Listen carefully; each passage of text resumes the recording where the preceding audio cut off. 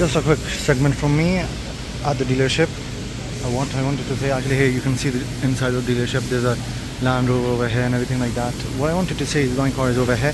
I literally just paid for everything, the service, and as I was about to leave, you'll see in the video more clearly, because this car has the engine light on, and the engine light on is because of a circuit which is open. So the guy, I told him to diagnose it, he cleared the light, and as I'm about to leave, I shot the car up and the engine light comes back. That's what happens when you clear lights and you don't diagnose the fault. Of course, when the engine is going to give you a warning light without you doing any modification or without you playing around with the car, of course there's an issue, and that issue needs to be treated, not to be ignored. So yeah, I'm going to be dropping the full video. This is just a small segment. In the next clip you'll probably see me in the car discussing everything that happened. Hey, here's me.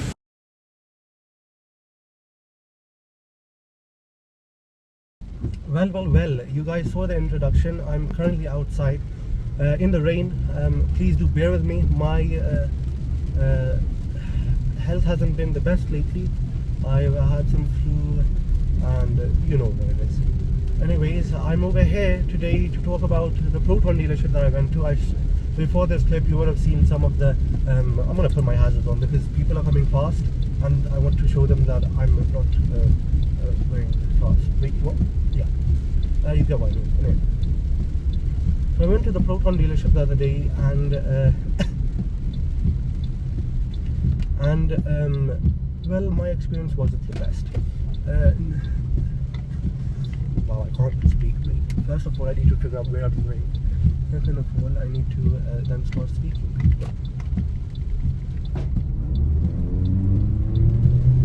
Okay. Now, first of all, I'm going to turn my hazards on and off. It's just making a weird noise. Weird noise? No, it's just irritating. Anyways, I need to get to the point of the video. Anyways, so I went to my Proton. I have a Proton right now. I'm in my Corolla. But my father has a Proton Saga 1.3 Ace model, the top of the line variant, and it had its service due, 5,000 kilometer service due. Wow, there's a sweet Audi in front of me, Audi A6. It had its service due for 5,000 kilometers, and yeah, I went to it. On the brochure when you buy the car, it says that the car needs to be serviced at every 5,000 kilometer interval. Service meaning you have your oil change, oil filter, and yeah, air filter can be run for some more time after that, but mainly it's about the oil and the oil filter. Now, according to what I know, I'm not a mechanic, okay, I haven't done any degrees. Everything, what I'm about to say is what I've learned online. When the engine is new, the pistons are new, the oil needs to be replaced extremely timely. Why? Because the pistons are new, they are giving off metal shavings. I'm going to turn over here, put the indicator on. Sorry, excuse me. Your engine is new, so it's giving off metal shavings, which means that you need to change your oil, or else those metal shavings can be recirculated in your system and can come back, and they can put your piston rings at risk. And when they are at risk, when your piston rings have a small issue with them, then well, you start to lose compression. So you need to service your car very urgently as soon as 1,000, then you have your 5,000, then you have your 10,000, then it gets over. First of all, when I went there, the car's odometer is reading 5040, I think. Anyways, it was about 5,000 kilometers. Now, well, the guy over there, the attendant at the Queens Road Proton dealership, said that the oil will not be changed, the car will only be inspected. Now, up until this point, to what I understood is that the car will be inspected as such. They're going to take off all the wheels, they're going to take out the brake pad, they're going to check the rotors, they're going to check the pad, they may file the pads down, they will check the AC, they will check they will take the car out on a road test, they will check it over there, they will check for any knocks, anything with the engine, they will clear any codes. No, they will diagnose all codes that are there, and I'll be moving on to that, which really shocked me. You'll see later on. In my mind, that was the inspection. Check all the nuts and bolts, check the suspension, check everything like that. No, I was very wrong. Now, what I had just based this off of is when I bought this Corolla, the 1,000 kilometer service that I went on this car was It was, they took off all the wheels, they checked all the brakes, they checked everything like that, and I was very satisfied over there. And this is what I was looking forward to when I was getting the Proton checked.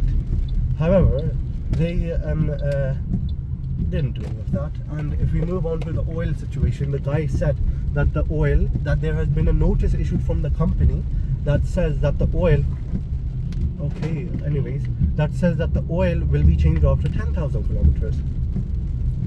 I was like, what? Not possible. The company cannot do such a thing that will harm their own product and put them at risk for a warranty claim from a customer, because they give 5-year warranty on the car and everything like that. Car, engine, transmission. Not car, engine, transmission, and that's it. So I was like, well, show me that letter, because I'm very worried about my cars. I want the best for my cars. I want my cars to last a long time, and I don't want to injure them. Of course, at the end of the day, my father, he goes out, works hard for his money, then he spends it, and I don't want a situation to arise where he needs to buy a new engine to replace it in a brand new car that he just bought after waiting 1 year. Yes, Proton, I booked my car 1 year ago, and they just came and delivered it a few months ago. Yeah, more than a year actually. I booked it more than a year ago, which is actually surprising that they delayed so much. Anyways, the guy said that the car will be serviced after 10,000, when the odometer reaches 10,000 kilometers. I was like, fine, show me the notice letter and I'll be good, I'll be fine with it, you know. He went, he took the warranty booklet with him. He went for a solid 5 minutes. He came back, didn't say anything to me, told one of the attendants over there. Actually, there's only a few attendants over there. For some reason, I think to what I could see on that day, there were 4 attendants over there, which is quite shocking that a company which is, I get that they're new in the market. Of course, Toyota and Honda have been in the industry for like 4 or 5 centuries, but still, 3 attendants, come on man. A handful of attendants actually, I didn't count them all. So basically, that guy, he told the attendant to get the oil change, oil filter change, and the air filter change. So I was like, fine man, like, no way, I didn't say fine. He didn't say anything to me. He just said it to the attendant. The attendant got the key, he took the car into the bay, and then he did it.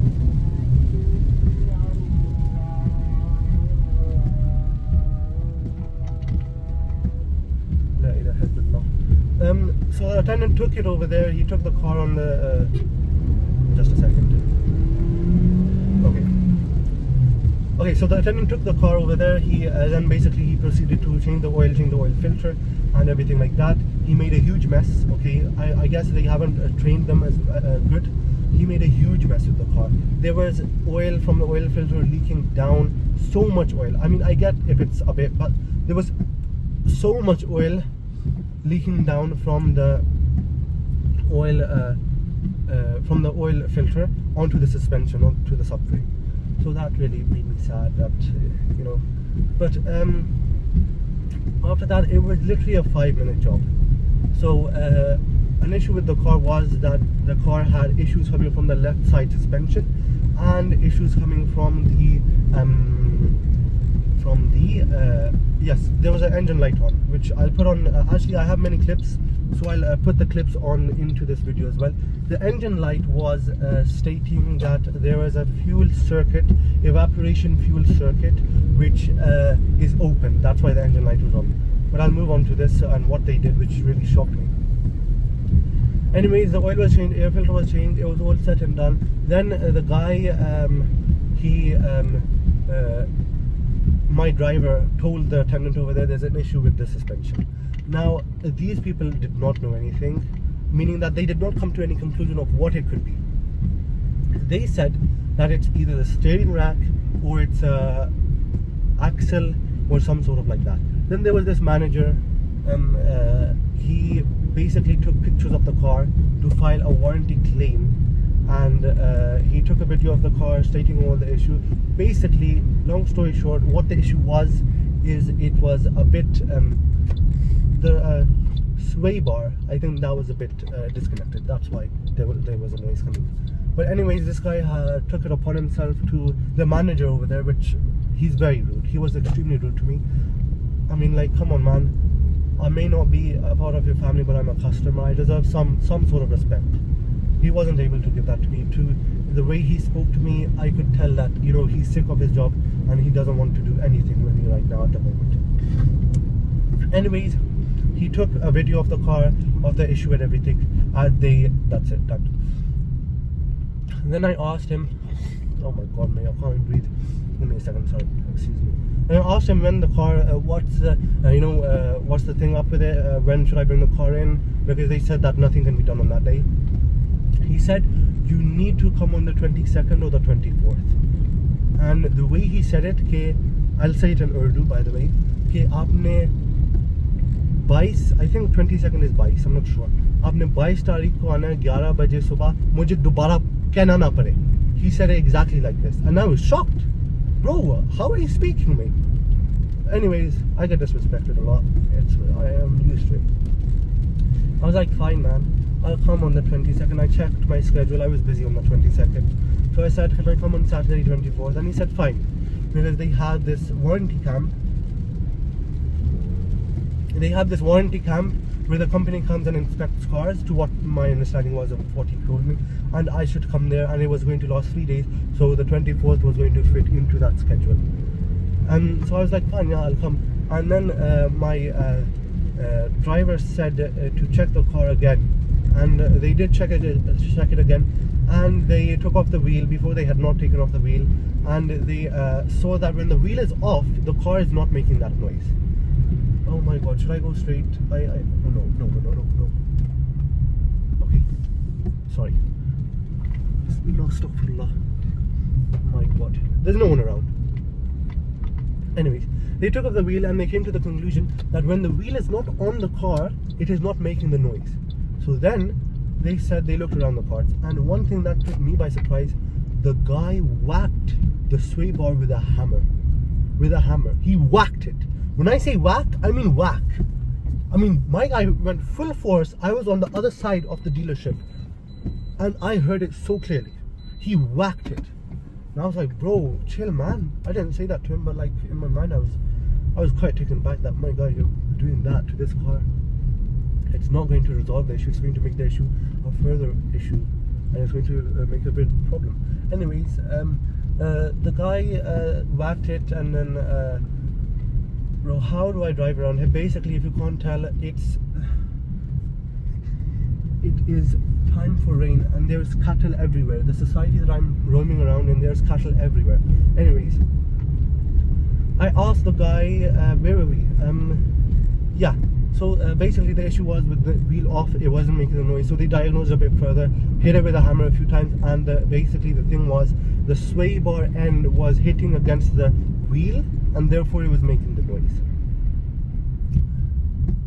But on further inspection, it came out that there's also a hole in the axle. So the guy said that we've rotated the axle boot. There was a hole in the axle boot. We've rotated that part up. My God. We've rotated that part up so that no water or debris gets in there. And we have fixed the tie rod positioning. It was out of positioning. According to them, the car hit a speed bump in a lot of speed, and therefore that's why it happened. However, in my observation, in my understanding, that's not why it happened. It happened because of the it happened because of poor mounting in the first place. I'd like to tell you that as soon as I bought this car, this noise has been coming from there. Okay, so it has to be with the poor mounting during construction. This car is a Pakistani complete knockdown. CKD, complete knockdown. It's a complete knockdown, meaning that the car's parts come in from outside and the car gets built over here.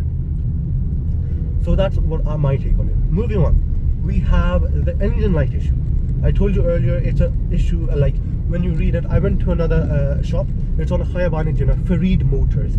Definitely check them out if you need your car's oil change or anything. They are amazing. Customer service. I bought a battery from them twice.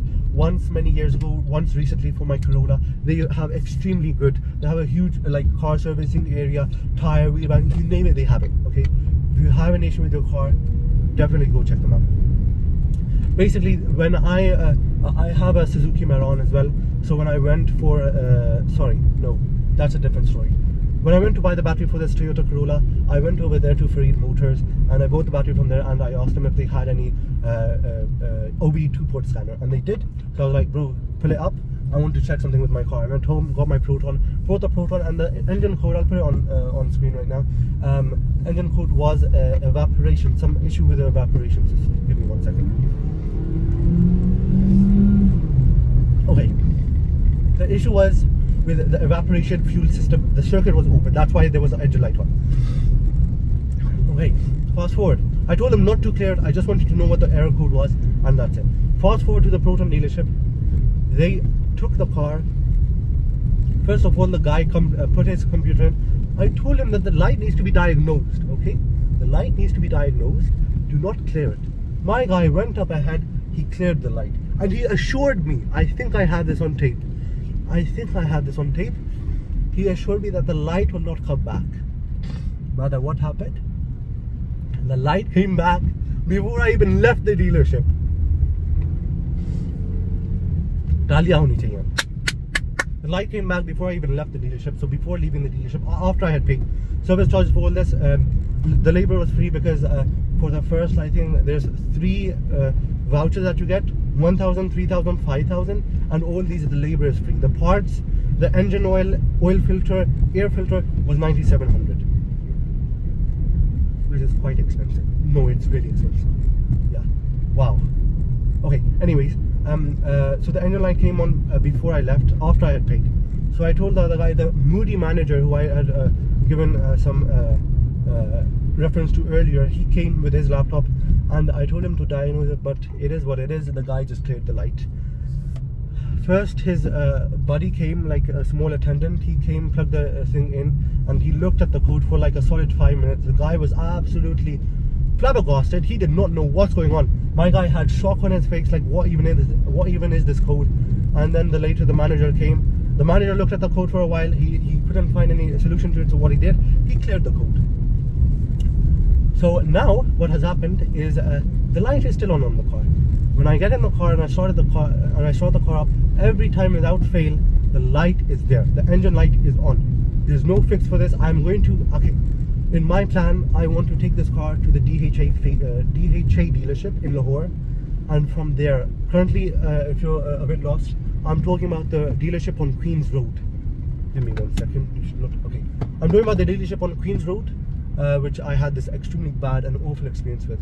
Next time, I think within a few weeks, I'm currently busy right now, but oh my god, anyways, within the next few weeks, I will go to the DHA dealership, Proton dealership in Lahore, and then see what they have to say, and I'll make a video on that, inshallah. So end of story, that is. I mean, the car still has the engine light on, and the issue with this, I was out with that car on Sunday. Today is Tuesday, sorry, today is Wednesday. I've lost track of the days. On today's Wednesday, so a few days back, on Sunday, I went out with the car. I parked the car up, and then I went back to start it. The car did not start, and then I turned the full car off, ignition off, started it again. It did start up. To my understanding, that this is failure to start is caused by the issue with the circuit being open in the fuel evaporation system. Now, there's not much else I can say. They wasted a lot of my time. It took me, I went to the dealership at like 11 o'clock, and I reached and I left the dealership. I reached the dealership at, I believe, 11:30, and I left the dealership at around 4 o'clock or 3:30. Don't quote me on that. Around that time. But honestly, they wasted a ton of my time. They're not professional. They you know, it's very sad, man. If I had knowledge before that this was going to happen with me, I would have taken it to the DHA dealership. That car, it was it also went for a service in Multan, and of course that service was much better. However, it is what it is. It's an experience. Now I've learned from my mistake. I will not be taking my car back to Proton Queens Road, and rather I will not be buying another Proton product. I'm very dissatisfied with my experience with Proton as a company, a Malaysian company who started their work. I'm very dissatisfied with the work and with the quality of the product that Proton has delivered to me. This is my Toyota Corolla XLI automatic. I bought this car on the 2nd. I bought it on the 31st, but I took delivery of this car on the 2nd of October 2018. Since that time, I've driven 31,970 kilometers. Not a single time has any engine light come on. Not a single time has this car broken down anywhere. Every time this engine, I drive a bit fast, okay? Not over the speed limit that much, but you get what I mean. Meaning my engine, the RPM stays high. This car has never had any engine failure. The transmission in this car, bro, it is blessed. The transmission is so amazing. It is so amazing. This transmission in this car, it is amazing. I cannot put this into words. The transmission in this car, the shifts are so lightning smooth, lightning quick, lightning smooth. They're so smooth. They're buttery smooth. They are so amazing. I have only positive things to say about this car. Yes, it is the base model. That's why it lacks ABS, traction control, EBD, and the etc. But bro, it was actually my mistake. I went bought an XI automatic. I was supposed to buy the GLI automatic, but hey, it is what it is. And just for your knowledge, I want to downshift. The car is in D right now. It's not in any sports setting. It's not in any manual mode. I'll go over here on this road. I will floor it. Watch how quickly the car downshifts. Watch how quickly the car downshifts. Wait, let it upshift. Okay, we're in second gear right now. I'm going to throw it in 3, 2, 1. Gone. It engaged the gear. It engaged the gear. Brother, it downshifted into first, from second, engaged the gear, and we're off.